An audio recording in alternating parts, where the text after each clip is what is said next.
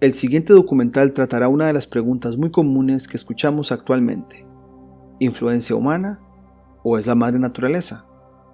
Primero, haremos un viaje por los inicios de las tecnologías para el ambiente atmosférico. Nos referimos a esa ingeniería que empieza con la letra G. No podemos contestar la pregunta inicial sin saber cómo inició todo el entramado de esta ingeniería. Por ende, será importante irnos atrás en el tiempo hasta 1880 y conocer cómo inició todo esto. Como segunda parte, haremos un análisis de las secciones más importantes de la historia de este tipo de ingeniería con el fin de contestar la pregunta inicial y contrastarlo con dos fenómenos cíclicos como lo es el ciclo solar y el fenómeno del niño y la niña. Además, nos iremos atrás en la historia para analizar recuentos de cómo estos ciclos han afectado civilizaciones antiguas. Y como tercera parte final, analizaremos las predicciones que se han hecho de estos ciclos de ambiente atmosférico para 2023 y 2024. Pero, sin más preámbulo, acá está el documental.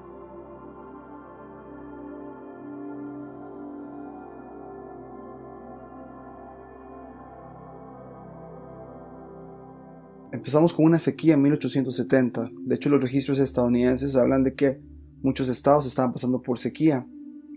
Luego, en 1875, se reporta una plaga de langostas. Entonces tenemos un problema y se soluciona ¿con qué? Con torpedos de lluvia en 1880. Este es el primer documento registrado de geoingeniería en Estados Unidos.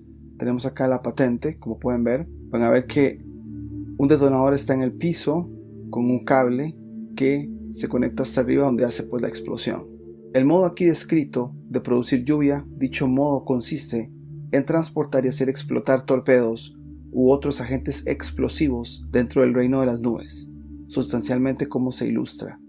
Esto fue una patente en 1880. Luego, después de los torpedos de lluvia, pasa un ciclo solar, no hay nada registrado según lo que encontramos, pero luego tenemos otra sequía en 1890, otro problema, y ahora esto se transforma en otro tipo de proyectos de lluvia artificial en toda esta subida del ciclo. El primero, de 1891, junio 20, de Sydney Mail. Aquí tenemos el texto pues que escogimos. Dice que se usaban explosivos, una mezcla de oxígeno e hidrógeno en las mismas proporciones con la que está hecha el agua, alambres conectados a una batería de tierra parecidos a los torpedos, pero con un poco más de avance en la tecnología. En teoría también los conductores de esos experimentos sostienen que algo de lluvia siempre está en todas partes y señalan el hecho de que en áreas de sequía habitual el alivio llega con un trueno.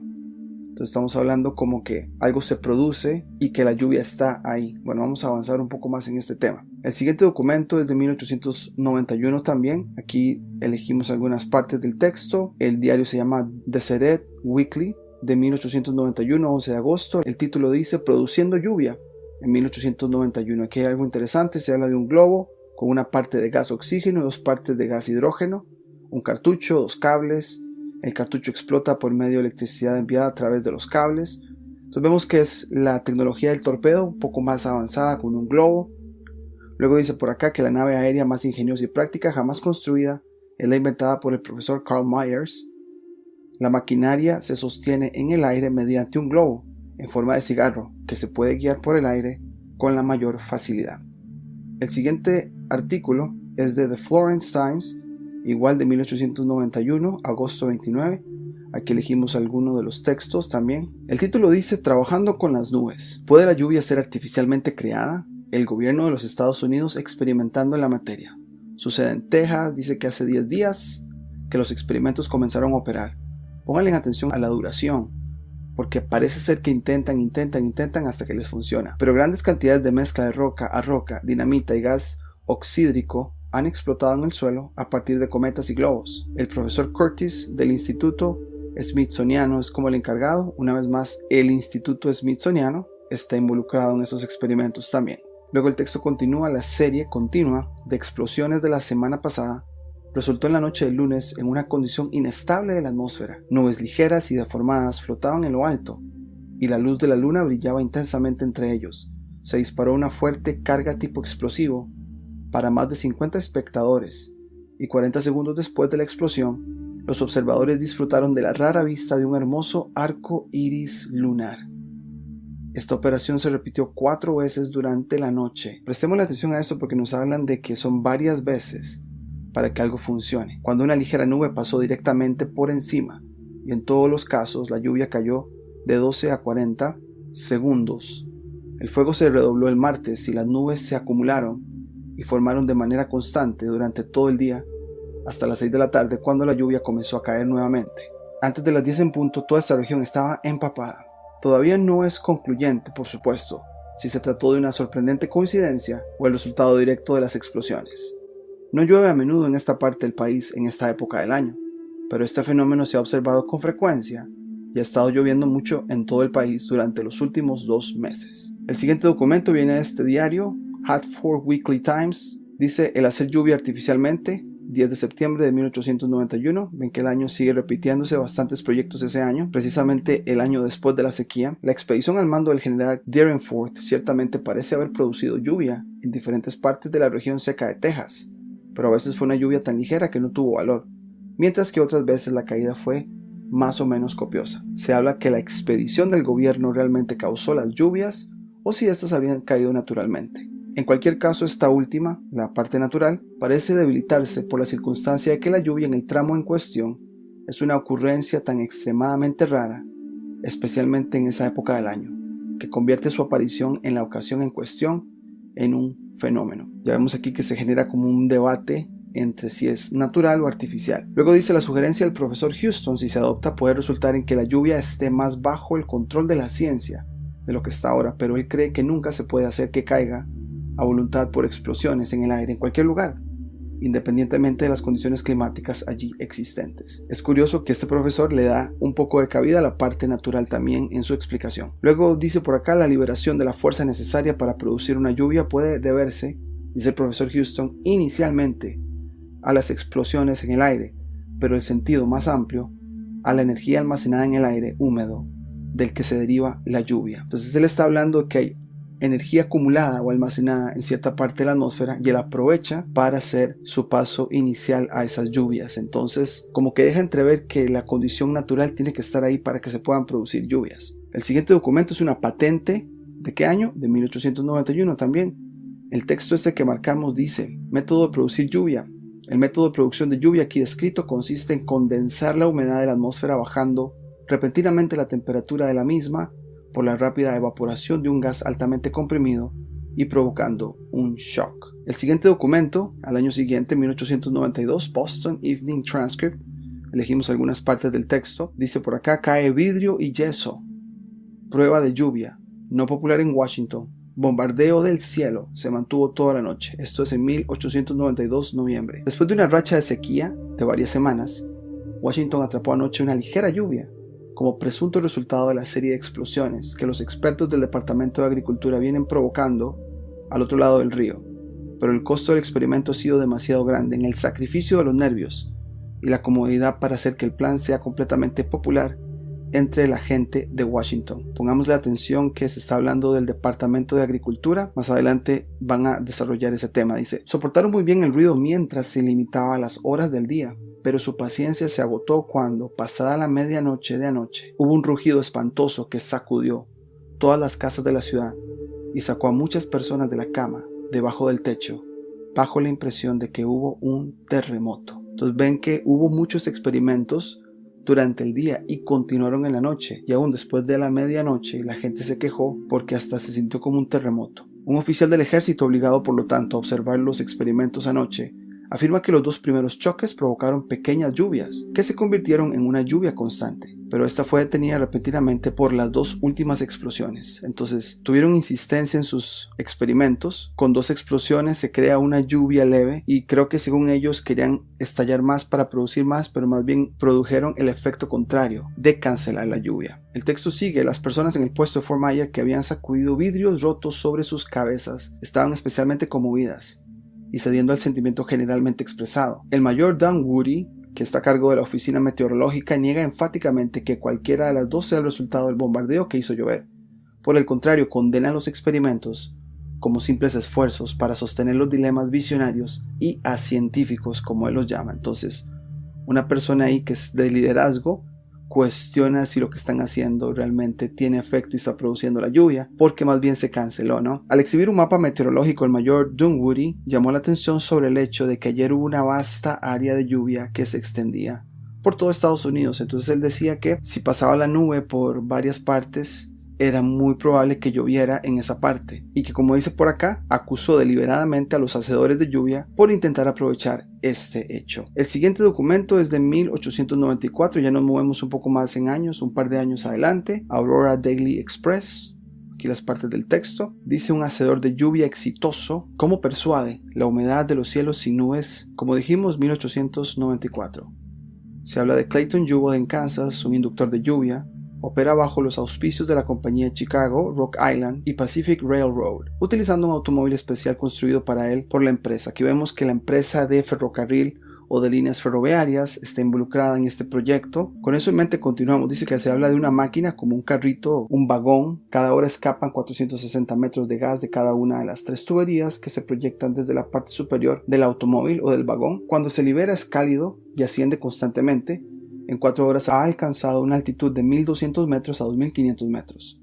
Transcurrido un cierto tiempo se enfría instantáneamente y cae con rapidez, creando un vacío en el que la humedad contenida en el aire se precipita formando nubes y forman el centro de la tormenta. Cuando he hecho esto, he logrado todo lo necesario porque la naturaleza hará el resto. Muy interesante que le está dando crédito a la naturaleza en este caso. El tamaño de la tormenta depende de la velocidad y la dirección del viento, junto con la temperatura. De nuevo, el Señor le está dando crédito a la dirección del viento y a la temperatura de la condición que presta la atmósfera en este caso. No pretendo poder producir siempre lluvia en el punto de operación, porque el viento puede llevarla a muchas millas de distancia, pero seguramente la lluvia caerá en la dirección en la que se llevaron los gases. Eso da la idea de que si hay una corriente de nubes en este caso, el viento definirá, o la fuerza del viento definirá dónde caerá el agua. Sin embargo, aquí vemos cómo este profesor le da cabida al hecho de que las nubes o el viento definirá dónde caerá el agua. Luego nos habla de que hice 33 experimentos, un número muy curioso, exitosos el año pasado. Hasta este momento, 19 experimentos este año. Cada uno de estos se produjo lluvia que varió de media a 15 centímetros y cada vez contraria a las predicciones hechas por el servicio meteorológico. Entonces tenía como a favor el hecho que logró producir lluvia en contra de lo que las predicciones del meteorológico decían. El siguiente, avanzamos un año más, 1895, se llama The Lewiston Daily Sun y nos hablan de este señor Myers. Dice por acá: Myers, un hacedor de lluvia. Testigos decía que me acosté boca arriba con un binocular mirando el globo y cuando explotó había lo que parecía ser una gran bola de fuego. Parecía como si el sol se hubiese puesto a unos pocos pies de la tierra. Sabes que la oficina meteorológica vino primero del servicio de señales de tiempo de guerra, por lo que perteneció al departamento de guerra. Luego, cuando se inició el departamento de agricultura, reclamó la oficina meteorológica con el argumento de que los agricultores estaban más interesados en el clima que otras personas. Aquí hay algo muy curioso. Al parecer, la parte meteorológica estaba más conectada a los intereses de guerra del ejército y de repente cambia al departamento de agricultura. Entonces nos hace preguntar, ¿qué será? ¿Que no había agricultura antes? ¿Será que los pueblos no estaban poblados y ya por poblarse, entonces la agricultura es necesaria y por lo tanto ya los intereses cambian de guerra a producir alimentos y por ende necesitan controlar el clima a su favor? La conexión del profesor Myers con los departamentos gubernamentales se dio en parte a su relación con el profesor Hazen de la oficina meteorológica, con quien ha estado asociado en meteorología aeronáutica. Interesante que nos hablen de aeronáutica a finales del siglo XIX. Volaban cosas avanzadas y que también estaban muy interesados en el clima y en su análisis. Bueno, lo dejaremos ahí para la reflexión. Dice que la señora Myers, o sea su esposa, hace un estudio especial de las corrientes de viento y su esposo a menudo comienza sus experimentos con los resultados de sus observaciones. De nuevo, aquí le están dando cabida a que lo natural de las corrientes de viento es importante analizarlas para poder determinar si sus experimentos van a tener éxito o no, y era un dato que ellos tomaban muy en cuenta. Cubrimos toda esta parte hasta 1895, sin embargo no hay ningún registro hasta esta fecha, hasta 1903. toda la segunda parte del ciclo solar no hay registros. Esta siguiente parte se hace muy famosos lo que llaman ellos un professional rainmaker, los hacedores de lluvia profesionales. Por acá un artículo del Boston Evening Transcript de 1903. Apuntes: un señor Charles Hatfield recibió $1,000 de los comerciantes de Los Ángeles a cambio de una precipitación de 48,15 centímetros en 3 meses. Si un estudiante secundaria hizo el cálculo, más o menos $20.76 el centímetro de lluvia para hacer ese dinero. Entonces ya se hablaba, había un poco de morbo quizá con estos hacedores de lluvia, cuestionamientos si eran farsantes y ese tipo de cosas. Ese señor Hatfield va a salir en varios periódicos, este es de 1905, acá los segmentos del artículo. Con el hacedor de lluvia como Hatfield inundó California. Un glorioso invierno y una primavera húmedos tras años de terrible sequía han convertido a Charles Hatfield, el hacedor de lluvias, en la sensación del sur de California. Sin embargo, tal lluvia no se ha visto en Los Ángeles desde 1894. Vean la diferencia de años, estamos hablando más o menos 11 años. Estamos hablando de ciclos acá. Las calles corren inundaciones. Los puentes han sido arrasados, gente se ha ahogado en las aceras. Vean el tipo de lenguaje como para crear sensacionalismo de la magnitud de la lluvia que este señor produjo. Los científicos desprecian la parte de Hatfield, dicen que fue una suerte de tontos. Los observadores del tiempo, olvidando sus propias predicciones de tiempo seco, sostienen que es un impostor colosal. Entonces hay un poco de controversia. Dentro de la caja que él tiene, pues se generan los gases por los que se dice atraer la atmósfera húmeda. Me llamó la atención el verbo, entonces es como está ahí potencialmente la lluvia, pero la podemos atraer con cierto mecanismo. Luego dice, bueno, ¿cómo puedo atraer la humedad cuando no hay humedad en la atmósfera del sur de California? Dice Hatfield, con una sonrisa brillante cuando le preguntas. Pero te olvidas de la cuenca del Colorado, al otro lado de las montañas. Puedo traer la atmósfera húmeda desde allí a este lugar rural. Entonces al parecer quizá hay un proceso de evaporación o algo al otro lado de la montaña, se viene para acá la corriente, o quizá el viento siempre se lo trae para este lado. Y algo muy curioso que él revela, dice que al revisar los registros, o sea, él se basa en registros para sus trucos, pongámosle entre comillas, descubrí que no había llovido en julio en esa parte del condado de San Diego durante 37 años. ¿Sabrá de ciclos este señor para hacer sus trucos? Probablemente. Pensé que si una lluvia seguía inmediatamente a mi experimento sería una buena señal de que tenía algo que ver con eso. El siguiente artículo es de 1905, The Sunday Morning Star.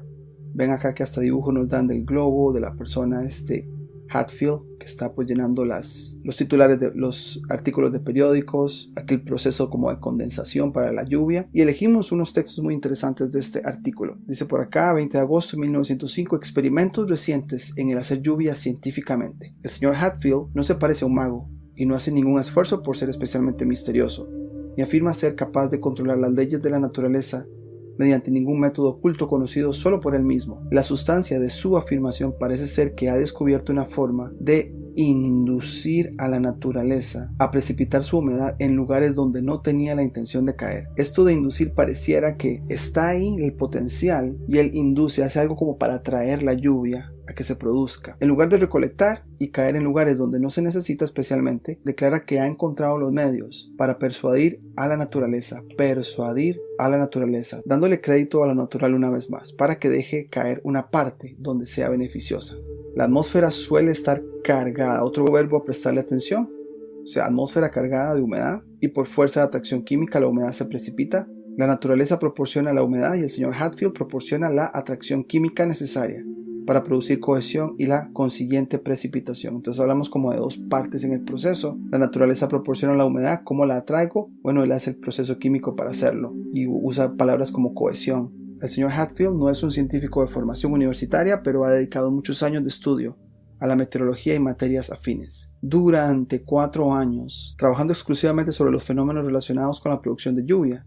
Su primera prueba pública se realizó en el condado de San Diego en abril de 1902. 3 años antes de la publicación de este periódico. También se habló en este artículo algo muy interesante, que en la Europa civilizada los hombres han afirmado ser hacedores de lluvia. Ya en 1879, Edward Powers de Delavan en Wisconsin publicó un volumen diseñado para demostrar que la lluvia siempre caía después de una batalla. Yo más bien devuelvo la pregunta. ¿Se acomodaban las batallas o guerras en partes del ciclo donde sabían que iba a estar más preparado para producirse lluvia? Ahí les dejo la pregunta. Después de estos professional rainmakers como Hatfield, aparecen los destructores de tormentas muy cerca del pico solar en 1906. El periódico The Cobran Courier de 1906 nos habla de este fenómeno. Aquí elegimos las partes del texto. 10 de mayo de 1906, guerra científica contra las nubes. Ya no es producir, sino es defender, se dice. Se ha convertido casi en un hecho común disparar a las nubes con cañones o aparatos especialmente construidos para disipar las amenazas de granizadas. En casi todos los países del continente donde la agricultura es el pilar de la gente, hay un uso sistemático de estos destructores de tormentas. La agricultura es el pilar, ya no la guerra. En muchas partes de Francia, Italia, Alemania y Austria, la costumbre ha crecido tanto que a menudo forma parte de un departamento oficial del municipio, este tipo de destructores de tormentas. En tales casos, con la ayuda de los terratenientes y agricultores vecinos, se han ideado mediante sistemas hasta que los elementos se han aprovechado tanto que les resulta casi imposible infligir daño alguno a los cultivos. Durante un verano reciente se construyeron al menos 2.000 estaciones según el plan de las construidas en Austria. ¿Un país construye 2.000 estaciones de cañones contra granizos? ¿Será que había muchas entonces? Ahora, esta tecnología se nos habla de ondas sonoras. Se hablan de forma de torbellino. Dice por acá, un juicio oficial demostró el hecho de que después del disparo de un tiro surge un pequeño torbellino, fácilmente perceptible a la luz del sol reflejada. No es en línea recta, sino como en forma espiral para destruir las nubes. El siguiente artículo, 1907, al año siguiente, Dawson Daily News. Elegimos algunas partes de este artículo. Martes 27 de agosto, 1907. Continúa la farsa. Del que hablamos en la primera mitad de este ciclo solar, ahora estaba haciendo experimentos que ya no le funcionaban. Dice por acá, su trabajo aquí fue un fracaso con respecto a la producción de lluvia, que el contrato que decía que si no llovía no había pago, fue declarado nulo y cancelado, y se fue del área sin retirar el gran bono. Les dijo a los agricultores que tendría que rescindir su contrato, pero al final cuenta algo muy interesante que lo quiero mencionar porque tiene que ver mucho con el futuro, con lo que estamos pasando y con lo que vendría. Dice por acá, 1/3 de los Estados Unidos es tierra semiárida, que creo que será muy productiva a través de mi sistema, dijo el señor Hatfield. Algún día el gobierno hará que se construyan cadenas de torres en estas regiones áridas. En casi todos esos lugares hay mucha humedad en la atmósfera esperando a que se precipite. ¿Será que él está dejando entrever una tecnología que no conocíamos o que no se conocía? Cadena de torres. ¿Serán que las torres de hoy en día, las de teléfonos, tendrán más que esa función? Ahora, estos son los tiempos de Tesla. Valga la aclaración. En los tiempos de Tesla, quizá Tesla y otros experimentaron inalámbricamente con muchas cosas y quizá también eso fue parte de todos estos experimentos, lo cual lo analizaremos más adelante también en esta serie. Después de la destrucción de tormentas y el fracaso de ese señor, estamos hablando de ¿qué? Shocks eléctricos, como que él estaba hablando de torres para producir lluvia, y ahora al inicio del siguiente ciclo solar, que por cierto vemos acá que no hubo actividad en la segunda parte del ciclo solar, ahora cambiaron ya la tecnología a shocks eléctricos en 1912. Aquí el artículo es del Geelong Advertiser, marcamos algunas partes del artículo. 15 de febrero de 1912, cómo controlar el clima, shocks eléctricos para las nubes. Ha despertado mucho interés la declaración hecha por el Sir Oliver Lodge en una conferencia en la Universidad de Birmingham, de que si la nación concediera $100,000 al año a las universidades para experimentar, él aplicaría electricidad no solo para acelerar el crecimiento de las plantas, sino también para dispersar la nieve de estaciones portuarias e influir en el clima, en las nubes y la lluvia. Ahora él está hablando de aplicar electricidad, y Hatfield, el hacedor de lluvia, estaba hablando de torres unos años atrás. La descarga de electricidad en aire humeante o aire cargado de vapores metálicos coagularía las partículas y haría que se depositaran mucho más rápidamente que si no estuvieran electrificadas. Es casi haciendo como el proceso de la rayería en las nubes. En este artículo también nos hablan de que en los países donde se desea la lluvia, parecería por lo tanto factible erigir estaciones de descarga. ¿Estarán hablando de torres? Bueno, a fin de hacer que un conjunto de nubes que a veces se dispersan sin resultado alguno cedan su humedad. O sea, como que las nubes siempre pasan, no llueve en ese lugar, pero aprovechemos que están pasando para que dejen caer su lluvia. Y en los países que sufren de demasiada lluvia, que es una condición bastante excepcional, ya que la mayor parte de la superficie de la Tierra sufre de sequía, en lugar de exceso de humedad,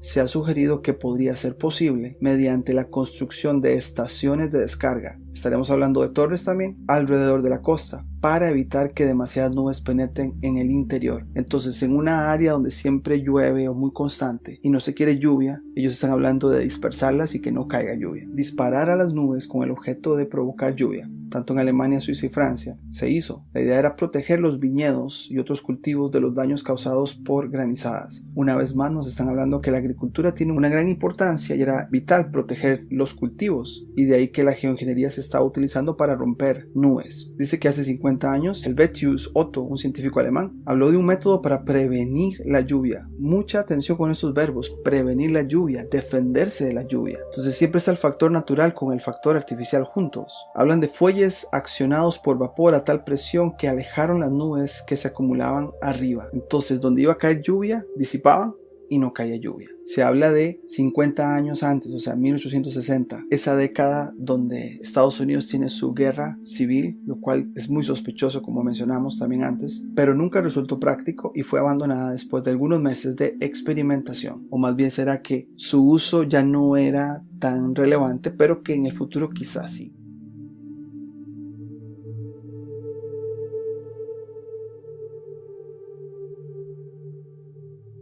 Después de todo este segmento donde explicamos el desarrollo de la geoingeniería en sus primeros casi 30 años, vamos a hacer un repaso de algunas cosas que nos llaman la atención para reforzar ese tema del ambiente atmosférico.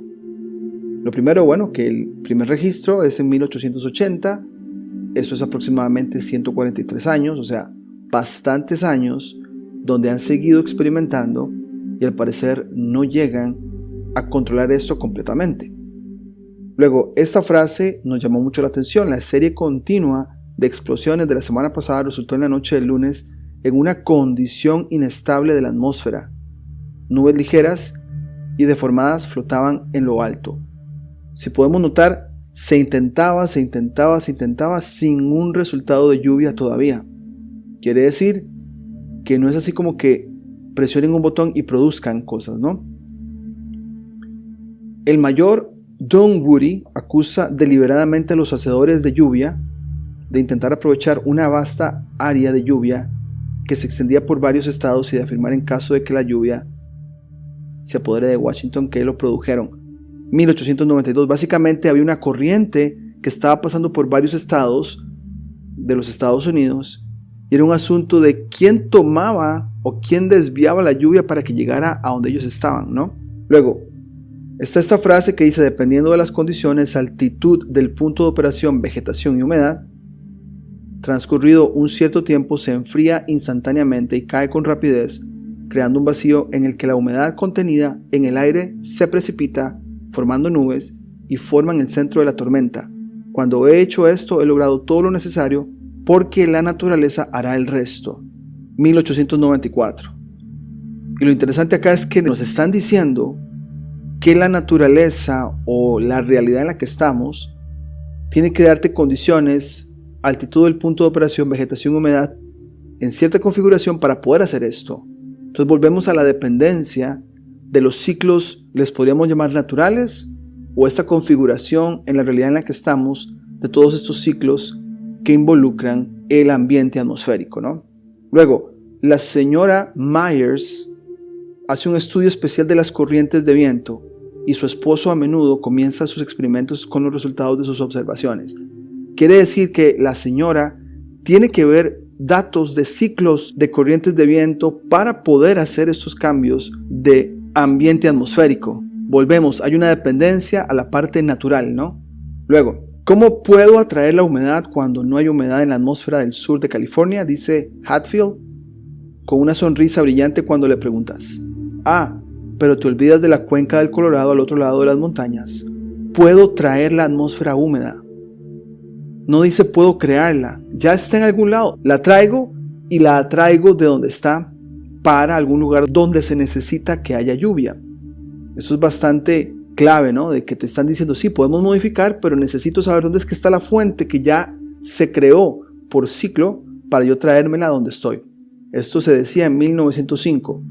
Luego, el señor Hatfield parece ser que ha descubierto una forma de inducir a la naturaleza a precipitar su humedad en lugares donde no tenían la intención de caer.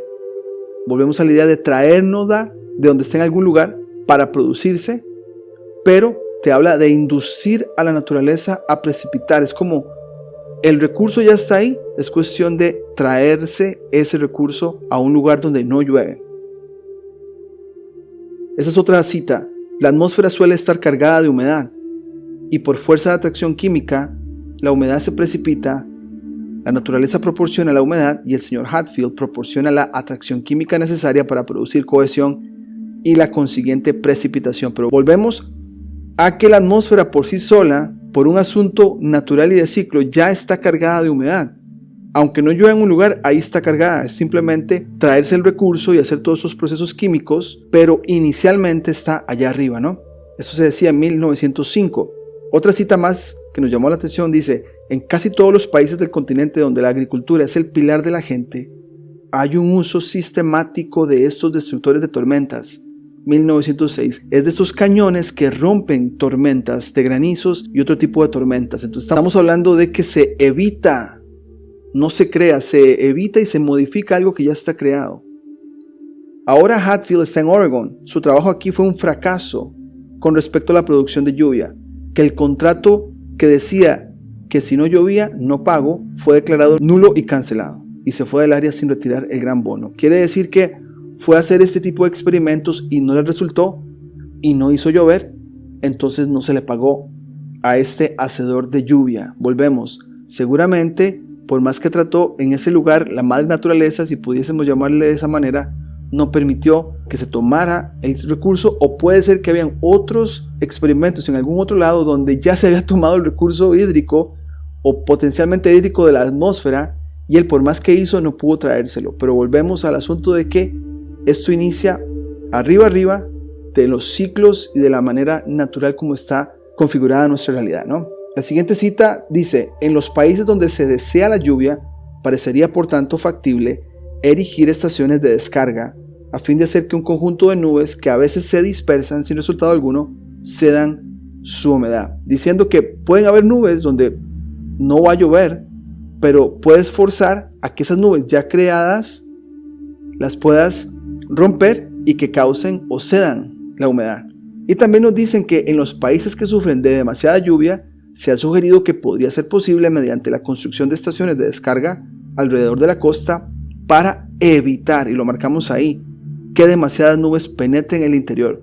Básicamente que antes de que las nubes entren a un lugar, se dispersan y se envían para otro lugar, y esa lluvia probablemente va a caer en otro lugar, ¿no? Después hicimos una comparación con este debate de que esto es modificado completamente artificial o es parte de los ciclos. Hicimos esta comparación. En la izquierda tenemos palabras, frases que evocan la dependencia de lo natural. Dice: condición inestable de la atmósfera. Dependiendo de las condiciones, altitud del punto de operación, vegetación y humedad. Las corrientes de viento. Trae la atmósfera húmeda. La atmósfera suele estar cargada de humedad. Uso sistemático de destructores de tormentas. El contrato que decía que si no llovía no pago fue declarado nulo y cancelado. Básicamente que es la naturaleza hablando de que no se puede producir lluvia ahí. El fin de hacer que un conjunto de nubes que a veces se dispersen sin resultado alguno cedan su humedad. Evitar que demasiadas nubes penetren en el interior. Entonces, todas estas frases las tomamos de todas las citas que leímos porque evocan que esto inicialmente empieza en esos ciclos ya de nuestra naturaleza, de nuestra tierra, de esta realidad en la que estamos, ¿no? Luego, palabras, frases que evocan control, modificación artificial, explosiones en la atmósfera, globo con hidrógeno y oxígeno, la naturaleza proporciona la humedad y el señor Hatfield proporciona la atracción química necesaria para producir cohesión y la consiguiente precipitación, o sea, un proceso químico de algo que ya está creado en la atmósfera, desviar, evitar tormentas. La liberación de la fuerza necesaria para producir una lluvia puede deberse, dice el profesor Houston, inicialmente a las explosiones en el aire, pero en el sentido más amplio, a la energía almacenada en el aire húmedo del que se deriva la lluvia. Entonces hay una energía almacenada en el aire que ya está allá arriba, ¿no? Y simplemente transformas la materia en lluvia, pero está ahí potencialmente ya creada, que es lo que queremos explicar con todo esto. Por lo menos nos inclinamos a pensar que aunque haya modificación de clima, todo nace en el ciclo, en lo natural. Luego aquí hicimos un gráfico de cómo interpretaríamos toda esta información. Entonces, como principal iniciador tenemos la tendencia climática, tenemos micro y macro ciclos, calentamientos y enfriamientos, oscilaciones. Eso ya está predispuesto en nuestra tierra, en esta realidad en la que estamos, ¿no? Entonces, ¿qué pasa? Que hay una modificación del clima, pero no creación. O sea, no puedes tirar nieve en verano, ni tampoco puedes calentar todo un invierno en su máximo día, hacerlo un día de verano. Cada estación, de alguna manera, hay una tendencia por estación de cómo va a ser el clima. Pero hacer un cambio completamente brusco en un día de verano, hacerlo completamente de invierno, eso no se puede. O por lo menos no lo hemos visto. Pero sí se modifica. Tenemos que ha sido todos estos 143 años de análisis y estudios continuos. ¿Para qué? Para sus datos. Los que manejan toda esta información necesitan hacer pronósticos no para nosotros, para ellos. Hablamos de compensación. Si quitas agua de la atmósfera de algún lugar, esa agua no va a poder pasarse o caer en otro lugar donde si lo hubiéramos dejado naturalmente hubiera caído ahí. Pero estás robando y tiene que compensarse y por ende si robas lluvia no va a caer donde debió caer. Tecnologías acorde a la estación o tendencia. Todo nos lleva a pensar que sí, tienen sus tecnologías y sacan las de invierno, después sacan las de verano. Cada grupo acorde a la temporada en que estamos. Ellos al parecer no crean, lo que sí hacen es modificar, pero hasta en eso tienen que respetar el orden de los tiempos, ¿no? Al menos 143 años como les dijimos, y todo esto es para centralizar la información y sus predicciones, no para nosotros, sino para ellos. Con todo esto, queremos mencionar que de las muchas variables de estos ciclos, conocemos dos, hemos hablado de dos. Uno es el niño y la niña, y el otro son ciclos solares. Entonces, con este fenómeno del niño y la niña, estas son las cosas importantes para saber. Directamente afecta a Asia y América, aunque también hay afectación en casi todo el mundo, pero directamente es Asia y América. Oscilación de temperaturas promedio en el Pacífico en lapsos de 2 o 3 años. Cambio en las corrientes de viento. Muy posiblemente actividad volcánica en el fondo del océano. Es una variable en las oscilaciones. No nos dicen de eso, pero otros estudios concuerdan que hay actividad volcánica debajo del agua. Después, con los ciclos solares, combinaciones de mínimo y máximo solar con el niño y la niña nos dan ciertos patrones que vamos a tratar de mostrarles en un momento a ustedes. Los ciclos solares ya sabemos que son 11 años promedio. Seguimos buscando patrones, hemos encontrado algunos patrones que queremos mostrarles. Es muy complejo esto, pero lo tomamos como variables, no como la única causa, sino que deben de haber otras causas, ¿no? Debe haber más variables como dijimos. Entonces, con esto en mente, vamos a adentrarnos en lo que es el niño y la niña. Acá tenemos un gráfico, acá se ve pequeño, pero dice años 50, hace más o menos unos 70 años. Vean cómo oscila esto del niño. Los de abajo son niñas porque es temperatura baja y los de arriba son niños porque son temperatura alta. Hay algunos ciclos en los que la temperatura es más alta, pero la oscilación se mantiene. ¿A qué nos referimos con esto? Que si las temperaturas bajan, tienen que subir, y si suben, tienen que bajar. Y así como lo hace el Sol también, y como otros ciclos energéticos también lo hacen. Esto de oscilación es algo que lo tenemos en el engranaje de nuestra realidad, de nuestra Tierra, de los ciclos, ¿no? Las oscilaciones en todo esto, y aquí tenemos el niño y la niña no siendo la excepción. Por acá tenemos una lista de, al analizar todos estos años, hay gente que hace este tipo de cálculos que nos da una mejor visión. Entonces, por ejemplo, sí, han habido niñas y niños, unos más fuertes que otros. Los muy fuertes niños, vamos a ponerlos en un gráfico, y los años en que la niña ha sido también fuerte, también los vamos a poner para darnos una perspectiva histórica en el pasado de cómo funciona esta oscilación. Aquí tenemos un gráfico de ciclos solares desde 1950 hasta la fecha de ahora, ¿no? Entonces tenemos que hubo una fuerte niña en esos años. Vean que se da en un bajonazo de ciclo solar. No encontramos algún patrón hasta ahí, pero a como vayamos poniendo los datos, tal vez encontremos algo, ¿no? Un fuerte niño en un máximo solar, 1982-83. Luego tenemos una fuerte niña en un máximo solar. Entonces vemos aquí que un máximo o un mínimo no define una o la otra. Pueden darse un niño fuerte o una niña fuerte en un máximo solar. Luego hay un niño fuerte pero en un mínimo, en 1997-1998. Luego hay una niña fuerte en un máximo solar. Y luego hay una niña fuerte en un mínimo solar acá. Luego tenemos otra niña 2 años después, también fuerte, en esta área de mínimo solar. Luego tenemos un niño fuerte que fue el 2015-2016. Estos datos los obtuvimos de una publicación donde hasta ahí llegaban. Pero ¿qué patrones podemos ver aquí? Aunque este es como una excepción, pareciera que ya sea en mínimos o máximos solares, el cambio de niña a niño podría sentirse más fuerte que otros. Entonces no nos sorprende que las temperaturas en este año, a como nos acercamos al nuevo fenómeno del niño está pasando en una área de máximo solar.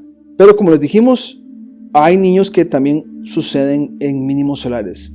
Pero creo que aquí el patrón que podemos encontrar es que independientemente del cambio, los puntos de máximo o mínimo son claves para que uno de estos niños o niñas se sientan más fuertes independientemente del orden. Pero los cambios de máximo y de mínimo, estas áreas de los picos y los bajonazos, son para prestar atención, y por eso es que le tenemos el ojo bien puesto a lo que está sucediendo este año, el próximo año y el que sigue, 2025, ¿no? Luego, el niño en la historia. Hay relatos históricos de este fenómeno de los cuales hay que prestar atención. Y uno de ellos son las culturas incas y preincas en el lado de Perú. Esto lo tomamos del periódico elperuano.pe. Dice: los cronistas las llamaban calamidades o injurias del tiempo. Los científicos del siglo XXI concluyeron que el niño es el debilitamiento de los vientos alisios y la superposición de las aguas calientes sobre las frías en el Océano Pacífico. Luego, en 1893, 2 años después de un mega niño, se identificó la relación existente entre las intensas precipitaciones en Piura, una ciudad en Perú, y la corriente. Y el sabio Antonio Raimondi decía: la geomorfología, los estudios de sedimentos y la paleontología señalan que el fenómeno El Niño ocurre por lo menos desde hace 40.000 años. Igual, estos datos son oficiales, pero podríamos concluir que esto siempre ha sido cíclico, y cada vez que pega uno más fuerte que otro, se siente a nivel de costa, de lluvia y todo ese tipo de cosas. Y en los relatos de la historia del Perú hay mucho de esto, ¿no? Luego dicen por acá: los Moche, Lambayeque y Chimú padecieron las largas lluvias y paradójicas sequías del Niño. En la Huaca de la Luna se desenterró a 70 varones sacrificados para aplacar las poderosas fuerzas de la naturaleza.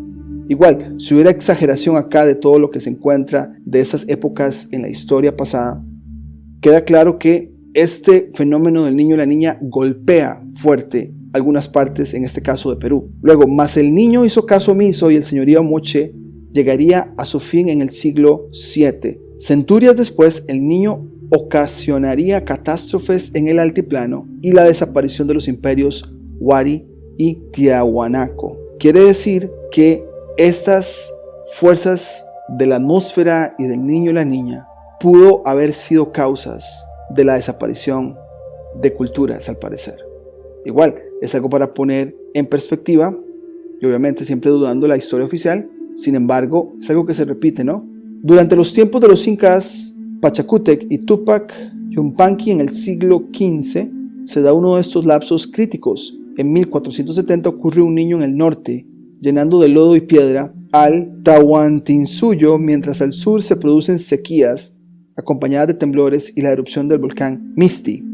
Entonces vean, vamos con también acompañamiento de temblores y erupciones, pero realmente lo que llama la atención son las condiciones atmosféricas, cómo cambian con ese fenómeno del niño y la niña. Por ello no es casualidad que el inca Pachacútec organizara el aparato sacerdotal inca, explica Lorenzo Huertas. Había que saber cuándo vendrían las lluvias y sequías. Un conocimiento quizá ancestral, cíclico, a cada cierto tiempo pasan las cosas y alguien tenía que conocer esa información para entonces, de alguna manera, al pueblo que controlabas, poder dirigirlos a protegerse o lo que fuera, ¿no? Luego tenemos el otro brazo de respuesta de los incas frente a las inclemencias del tiempo. Fue la red de más de 70 coicas o depósitos donde se acumulaban alimentos y ropa que les permitían responder a inundaciones y sequías. Se preparaban para esto. Como aquella sequía que duró una década en tiempos del visionario Pachacútec, el Cusco no colapsó. Entonces pareciera que si estamos hablando de estas tecnologías de modificar el clima actualmente, ¿por qué hay recuentos en el pasado de estos fenómenos del ambiente atmosférico que golpeó la parte de Perú, ¿no? Entonces volvemos a ciclos, a recuentos. Probablemente nunca sabremos exactamente cuándo pasó, pero lo que podríamos concluir es que esto se repite en ciclos. Y aquellos que logremos encontrar patrones, al final de cuentas podemos usar esa información para prepararnos, así como hicieron los incas y otras culturas preincas, ¿no? Actualmente tenemos la niña que duró 3 años seguidos o 3 ciclos seguidos, desde 2020 por cierto, y ya hicimos la transición al niño en este año. Entonces se espera que este invierno hay que estar pendiente de cómo van a ser esos cambios. Y ya tenemos otros videos en el canal donde hemos hablado cómo en ciertas regiones el cambio es diferente. En un lugar donde tal vez no llovía, va a llover. En un lugar donde en cierta temporada del año llovía, pues va a haber sequía, ¿no? Pues con todo esto, obviamente van a haber tecnologías que se roban el recurso, pero no quita que la tendencia está ahí del cambio. En este momento, ¿cómo lo vamos a explicar? Con una lectura de un artículo acerca del fenómeno del niño.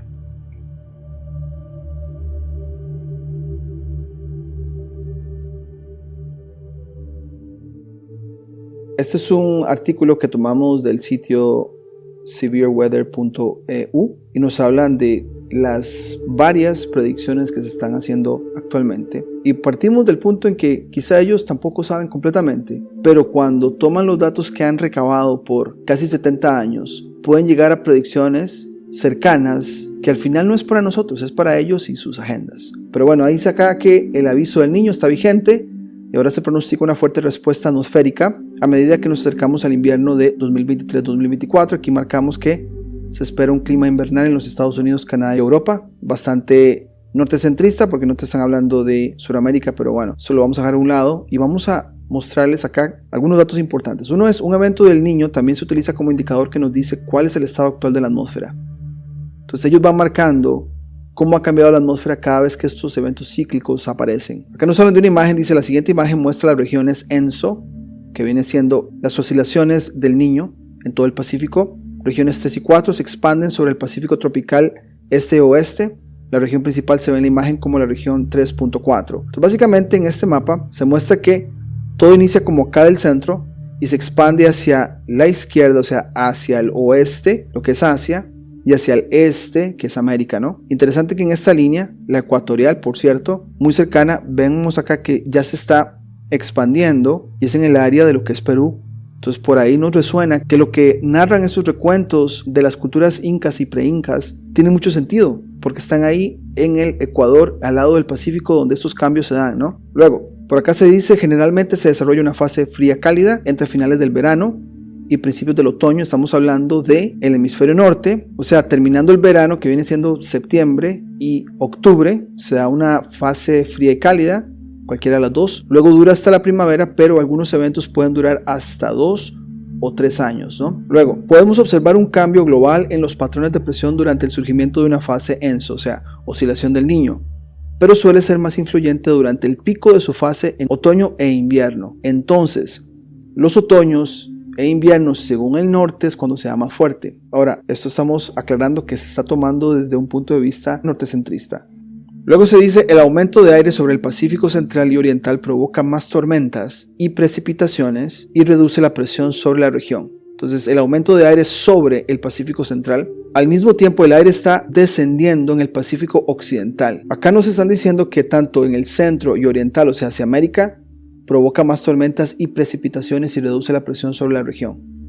Mientras tanto, al lado de Asia, que es el occidental, el aire está descendiendo, provocando condiciones climáticas estables y condiciones de alta presión. Entonces es como que la parte de Asia no tiene tanto efecto, pero la parte de América sí se ve afectada con estas cosas, ¿no? Luego, acá te lo explica más o menos cómo el proceso, acá te están dando el Ecuador, ¿no? Ve la parte de Asia por acá, y cómo las corrientes suben y después van a volver a caer. Aquí nos van a explicar de hecho esto con más detalle. Dice por acá, en la imagen a continuación pueden ver esta anomalía de movimiento presentada en colores azul, aire ascendente. Quiere decir que si está en azul no es porque está frío, sino que el aire asciende, y marrón si es aire descendiente. Entonces lo que es marrón o café es aire que va descendiendo, y acá tenemos el mapa. Está bastante interesante porque te muestran que en el Pacífico el aire se levanta y después el aire cae en esta área y el aire cae o desciende en esta parte. Entonces no es de caliente o frío, sino que son las corrientes de viento, cómo se mueven durante el niño.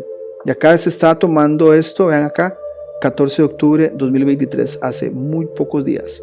Luego dice, los últimos datos sobre la temperatura del océano muestran fuertes anomalías cálidas en el Pacífico tropical. Otro gráfico bastante importante para analizar cómo las temperaturas se han ido aumentando en esta parte de América. Ahí sí ese rojo es temperaturas, ¿no? Mientras que acá están menos calientes que acá. Entonces vemos acá que hay un cambio de temperatura en la parte de América, pero en la parte de Asia no tanto. ¿Okay? Después dice por acá, observen el rápido aumento de las temperaturas del océano, ya que la región aún estaba saliendo de una fase activa de la niña del invierno pasado. El cuadro rojo muestra los valores máximos proyectados del niño, incluso durante el invierno de 2023-2024. Dice este gráfico de acá. Acá se salía de la niña, ¿no? Lo que fue finales del año 22, inicios del 23. Y la temperatura ahí en el Pacífico, el índice de oscilación ha estado aumentando. Y vean que ahora está por acá arriba. Pero si ustedes le prestan atención, no está tan arriba como otros que han estado. Entonces este niño quizá no sea tan fuerte como otros, pero está como muy alto según las predicciones que están haciendo. Entonces ven, ese tipo de gráficos, para los que nos gusta analizar datos, nos ayuda a entender esta oscilación. Y sí, no queda duda que estamos entrando en esta etapa del niño. Hay que prestar mucha atención a los cambios drásticos y a lo que ha pasado en su pueblo, en nuestra ubicación, en nuestro lugar de dominio años atrás, ¿no? Para ver cómo nos podemos preparar. Luego nos hablan algo que escuchamos mucho en nuestros países, ¿no? Los vientos alisios pueden iniciar o detener una determinada fase de oscilación del niño al volcar las capas de la superficie del océano y cambiar las corrientes oceánicas y los perfiles de temperatura. Los vientos alisios son vientos constantes y persistentes que soplan hacia y a lo largo del ecuador en ambos hemisferios. Acá nos muestran un mapa de que las flechas amarillas para el hemisferio norte y las rojas para el hemisferio sur de estos vientos alisios, ¿no? Y acá nos muestran un gráfico bastante también didáctico donde te hablan de las anomalías de los vientos. Y vean que en el medio, o sea, no América ni tampoco Asia, ha habido una mayor anomalía de vientos. Y si se saca por pronóstico, estos vientos se van a venir para acá y van a empezar a, de alguna manera, a afectar esa parte. No está tan anómalo como acá, pero acordémonos que acá inicia y se va moviendo para acá y también se va moviendo para allá, ¿no? Luego nos dicen por acá, se puede ver un fuerte aumento del nivel del mar en el Pacífico tropical oriental. Aumento del nivel del mar. Hasta eso es cíclico. Se reduce, sube, se reduce, sube. Una oscilación, ¿no? Esta es la última imagen disponible actualmente y muestra datos de mediados de septiembre. Y esto lo que significa es que las aguas de esta parte se han ido moviendo hacia el este, donde vemos que puede haber una afectación directa en esta parte de América, por lo menos el nivel del mar. Eso hasta podría explicar lo que pasó ahí en Acapulco, que fue bastante triste, lo que pasó hace unos días atrás. Y con este gráfico terminamos, ¿no? Nos están hablando de la temperatura debajo del océano. Sin embargo, no hablan de volcanes, pero hemos hablado acá en el canal antes de los volcanes y cuánto efecto tienen en calentar el agua de abajo hacia arriba. Pero bueno, dicen que las temperaturas debajo del mar están calentándose y vean que en el lado de América es más caliente que acá, mostrándose como una división, ¿no? Ese quizá punto medio. Pero dice por acá, una fuerte piscina cálida bajo la superficie es la principal condición previa para iniciar un evento del Niño. Por lo tanto, se vigilan de cerca los vientos atmosféricos y las corrientes oceánicas en el Pacífico tropical. Entonces, esa es información general. Recomendamos que busquen información de sus áreas para ver cómo en el pasado esta oscilación del niño y la niña ha afectado, porque cada lugar es diferente. No podemos decir que el clima es así para toda América, no. Dependiendo si vivís en una parte alta o de mucha altitud o en la costa, las cosas tal vez puedan cambiar, ¿no? Pero bueno, dejaremos el video por acá. Si tenés algún comentario, algún aporte a esta presentación, nos encantaría escucharlo. Pero por ahora sería todo y nos vemos en la próxima. Si te gustó el contenido del canal, no olvides suscribirte, darle campanita para notificaciones, darle me gusta, comentar o compartir. Hasta la próxima.